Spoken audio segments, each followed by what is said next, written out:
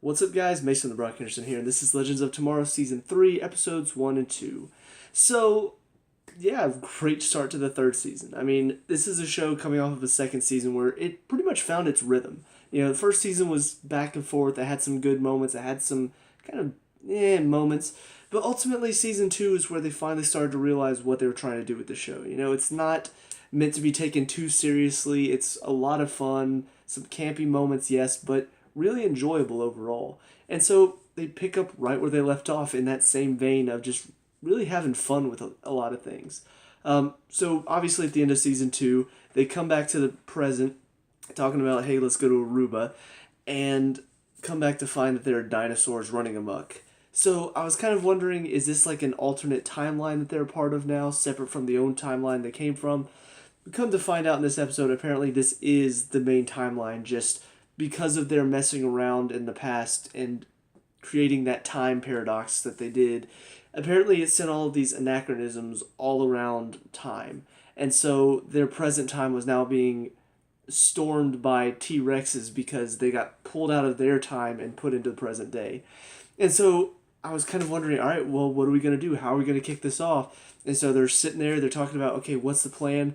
And all of a sudden, Rip Hunter shows up, and everybody just starts like getting rid of the T Rexes. I'm like, oh, well, okay then. So yeah, not quite what I was expecting, but very interesting way to start off. So Rip Hunter's now created this time bureau, kind of similar to the Time Masters, except probably not as corrupt and probably not as, I guess, mysterious. They're there to make sure these anachronisms get put back and make sure nothing else in time gets messed up. And so, because of that, he says, you guys aren't needed anymore, now we've got this. And so everybody gets sent off to their own lives. I love this little part where we get to see them all in their own life right now, because it's really funny how some of them are having a great time, some of them are not having a great time. And so you look at Sarah, she's now having to work at some random shopping mart. And it's pretty funny. The very first thing we see her do is throwing knives across the store, and then her manager comes in, some Weasley guy, and he's just like, what did I tell you about doing this? You're supposed to be doing such and such, and I can't believe you're doing this again. And just clearly there to just cause her pain. And so we see she's taking this, and then he's just like, so, are you going to do whatever I just told you to do? And all of a sudden she like jumps up on him, wraps around his neck, throws him to the floor, and slices his neck open. And then we cut back to her, and she's looking at him. And it's like that was all in her mind. She just thought about doing it, and she's like, okay, yeah, I'm good. And then goes off to do whatever she has to do. We see Ray apparently is now working for some inventor of like Tinder but not Tinder type thing. And so he's trying to come up with all these ideas, but this guy is treating him like crap. So he's not doing what he wants to do. We see Nate is apparently getting to be a superhero now, but he's in Central City where Wally is already Kid Flash handling all these bad guys. So he's trying to take them all out, and then Wally comes in and just wraps them all up really fast. And, oh, sorry, I'm supposed to leave some for you.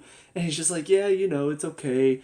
So he's like getting to be a superhero, but not really. And then, of course, out of all of these, they've all got problems. We cut to Mick Rory, and he's just living it up in Aruba. I just found that so funny. Out of all these people, of course Mick Rory is the one to be living it up, just living the life he always wanted to. But ultimately, he's the one that runs into the anachronism, Julius Caesar, now in present day.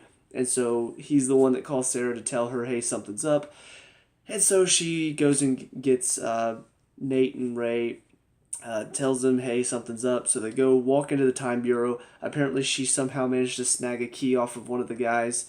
I guess she seduced him and then took the key off of him.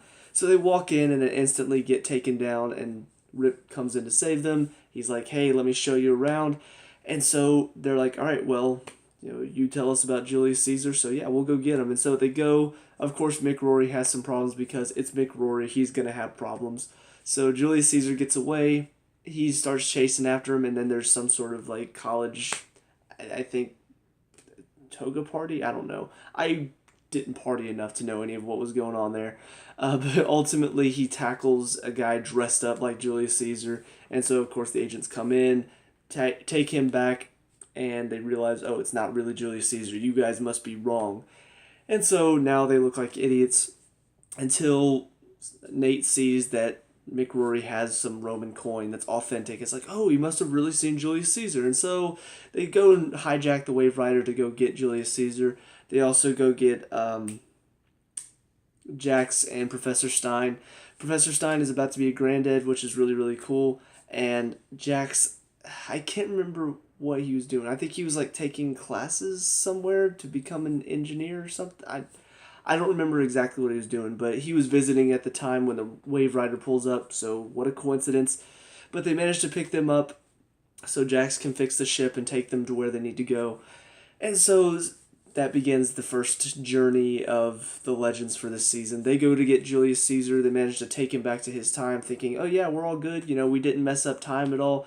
But of course something does mess up, because Julius Caesar took the book about ancient Rome from Nate, and so now he has all of the pieces he needs to conquer the world. And so now Rip and his team show up to help. Things don't go quite as planned for his team, so that means the Legends have to step in again to help out. And this kind of brings up a little bit of a problem, but at the same time also why this season is set up so well. Because for one thing, yes, it feels like the Legends aren't really needed, because when they do something, things do go wrong. Things typically get worse because they're not, even though they got really good at the end of last season, they weren't professionals. They still messed up quite a bit. And on top of that, they've been out of this for 6 months now, which means even if they had gotten really good at the end of last season, a lot of that has started to wear off. So yeah, it kind of feels like they're not really needed. But at the same time, this season is also going to work because nobody can fix the Legends' problems but the Legends themselves. That's what they showed so cleverly here. It's like, yeah, the Legends create all these problems, but at the same time, they do fix their own problems as well. So, you try to clean up after the Legends, you can't clean up after them. Only the Legends can clean up after them. So, I don't know. I do find a little bit of a problem that Rip's even considering letting this go, because, yes, the Legends are going to cause a lot of problems. But at the same time, I can kind of see where, he's talking to the agent that's working for him, Sharp, I think is her name, and saying, there may come a point where we don't need a scalpel to deal with the brain surgery. We're going to need a chainsaw to deal with whatever's going on. And he brings up some villain named Malice. I've heard the name before. I can't remember from where, but this is obviously going to be our big bad for this season. So I'll be very interested to see who this villain is, what he's about, and all that stuff. But yeah, it is kind of showing that there is a good reason why Rip is letting the Legends stay, because he sees there's a bigger problem that the Time Bureau may not be able to handle, and the Legends just might be able to, because they're unpredictable.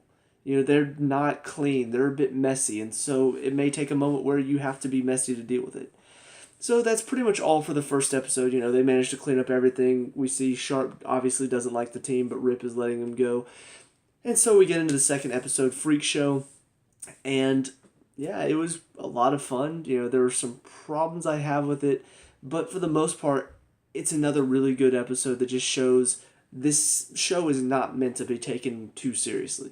You can have your serious moments, you can have your, I guess, more emotional moments, good character moments, but ultimately, it's not a show where you're supposed to be like, ooh, this is dark, this is deep, ooh, what does that mean? It's not trying to be taken too seriously. It's to have a lot of fun. So first of all, you're going to the Freakshow. You're going to, I guess, the beginning of the Barnum Circus.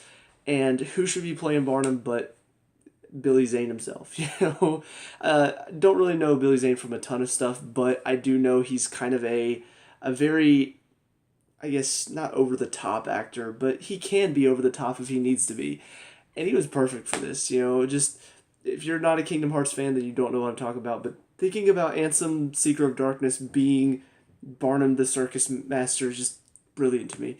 But yeah, so we see that the circus is where this anachronism is going, and I do find it a little bit predictable at times, because first of all, we see they're trying to find which anachronism to tackle first, because there are like hundreds of thousands in all of time. And I do find that very interesting. I'll be interested to see if we see at the end of the season all the anachronisms have slowly faded away until there's only like a few left, and they're like the major anachronisms or something. But yeah, so they go after like a level 1. They're like, this wouldn't be too bad.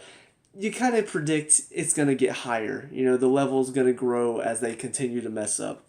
And sure enough, it does. When they try to use the shrink ray on the saber-tooth tiger and it grows, it turns into a level 4. When Ray and Jax get taken in by Barnum and he's going to turn them into a freak show, then all of a sudden it rises to a level 7. And then when not Ray, Rip, Nate. When Nate and Amaya get taken in, well, now it's up to a level 8. And then whenever, all of this stuff is going on, now it's up to a level 9. So, yeah, it was kind of predictable there. And then whenever you're getting into what is the anachronism, what is it? We see Ray is like, figuring out slowly, here's all this cat feces. And it's like, well, it's a saber-tooth tiger. And it takes like 2 minutes before they finally reveal, it's a saber-tooth tiger. It's like, I already figured that out from the very first thing you said. And then he sneezes, and I'm like, let me guess. I'm allergic to cats. Sorry, I'm allergic to cats. I'm like, these jokes are a little too predictable. I want a little bit more fun. And so they do that, but there are moments where it can get a little bit predictable, like those jokes, like these little setups for jokes. It can get kind of predictable. Mick Rory talking about, I hate clowns. I'm like, let me guess, you're going to talk about It, the clown, right? And sure enough, he's talking about, razor sharp teeth. I'm like, yeah, I saw that coming a mile away too. So I will say the jokes in this one, not all of them land. Some of them are very predictable, but there are some really funny moments too. Whenever Nate, Ray, and Jax are all sitting inside the bar where Barnum is, and we see, Ray is getting like plastered, and he's talking about, I'm gonna hook up with this girl, and you can see he's very clearly upset about Amaya, and then one of the guys bumps into the bearded lady there. He's like, hey man, you should apologize to that lady, and he's just like, that's not a lady. I don't know, this whole scene, obviously, what it's leading to. It's leading to, Barnum is going to see his powers because he's going to power up, turn into steel.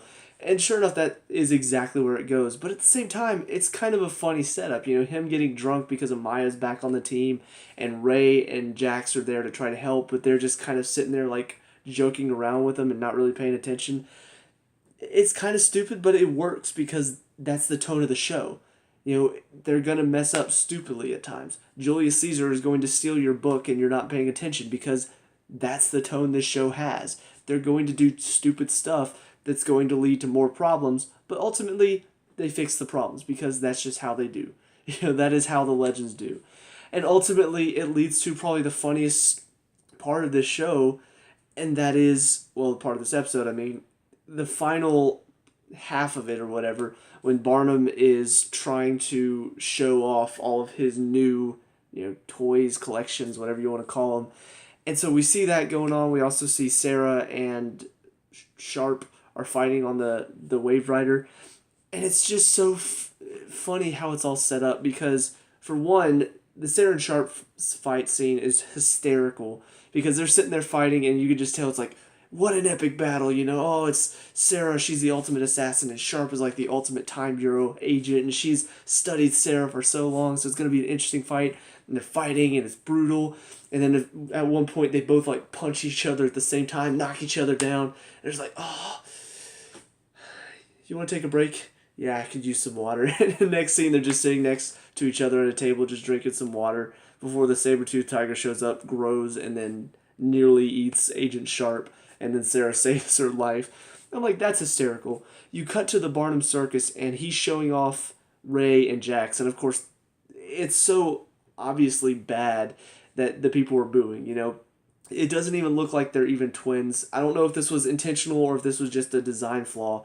But, you could see Ray's arm still around Jax from behind, even though they're supposed to be Siamese twins hooked together. And so they're supposed to be juggling, and they're trying to juggle, and they're terrible at it. And so Barnum goes back and he's just like, all right, I want you to steal up, talking to Nate, and Nate won't do it. And so Amaya is like, well, Nate, you got to do it. And then he goes, I'm going to shoot her. And so Nate's just like, all right, I'll do it. So he steals up. Amaya can't take the fact that he's torturing Nate. And so she turns on her totem and goes crazy. And we saw a scene with her at the first episode where she killed some guys that were about to come take over her village. And so I kind of wondered at that time, is this normal? Does she normally kill people, or is this just like something's going wrong? Well, we see clearly in this scene something is going wrong. She knocks the gate out of the way. The guy, Barnum's little helper, comes to take her. She knocks him out of the way too, and you can just see the fury in her eyes, like she's about to kill him. And so she chases him out into the center of the ring where Jax and Stein have just combined. And Rory's like fighting off some clowns. Ray's just standing off to the side, like, what the heck's going on? So Maya's like about to kill him. Who was it? I think it was Nate said something like, watch out, guys, she's about to kill him. So Firestorm comes in, she knocks him out of the way, and so Nate has to step in and say, look, come back to me, don't kill him, it's okay. And so finally she calms down, and then they hug, and Barnum just stands up, and he's just like, what did I tell you, folks? Wasn't this show the best? I'm just like, it did kind of feel like it was just some big circus show. Like, it's totally believable that everybody would just fall for this, because that's what it felt like. It felt like one big freak show.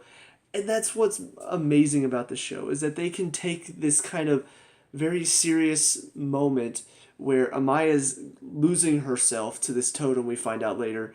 They could take that serious moment and Nate has to calm her down, and it's kind of a romantic moment. And they could turn it into Barnum stands up and just makes it all about the show, and he's telling them, oh, this was all part of the act. Wasn't it great, folks? It was just so funny to me. Like, I'm laughing the entire time. So, a lot of fun. We do see a couple other things. First of all, like I said, Amaya tells them about her totem. Apparently, it's going wonky. I'll be interested to find out, though, if this was always supposed to happen. Like, once she got back to her time, this is actually what happened in real time. Or if this is some sort of time anomaly, because of the time paradox where they saw past versions of themselves. I'll be interested to see if this is something like that causing it. Or if this is what happens. The more you use the totem, the more you lose yourself to it or something like that. I don't know. I'll be curious to see if we find out more about that.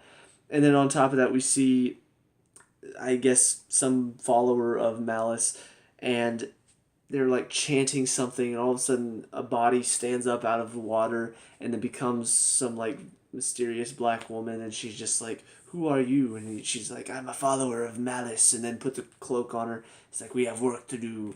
So, very mysterious right now. I don't really know what that's all about, but I'm very excited with this setup. I love the tone they're taking right now. It's the same sort of tone Season 2 had. Very goofy, funny, but also very enjoyable. It's not so goofy that you're just kind of like, this is stupid. But it's also not so serious that you're just like, I'm totally lost like right now. One of the biggest problems I have with Supergirl is the fact that they do try to take themselves too seriously at times. They try to, we got to make this serious and deep, and you're Supergirl. You're not supposed to be taken that seriously. Legends of Tomorrow is just like, screw it. We're a team of misfits traveling through time trying to save the world. This is a stupid concept. Let's just go all out. Let's just go balls to the wall crazy and have a lot of fun with it. And they do that very well. So yeah, I'm really enjoying so far. I'm looking forward to seeing who this big bad villain is, because it sounds like they're building him up pretty well. That is always something that's just as enjoyable about these CW shows, is to see who's going to be the big bad villain this season, because sometimes they're misses, but sometimes they can really truly be intimidating. So yeah, I'm curious to see what's going to happen next. Let me know what you guys think down in the comment section below. What were your thoughts on these first 2 episodes? Let me know. We can talk about and discuss all that good stuff. Leave a like and subscribe for future Legends of Tomorrow, and I'll see you guys in the next episode. Peace out.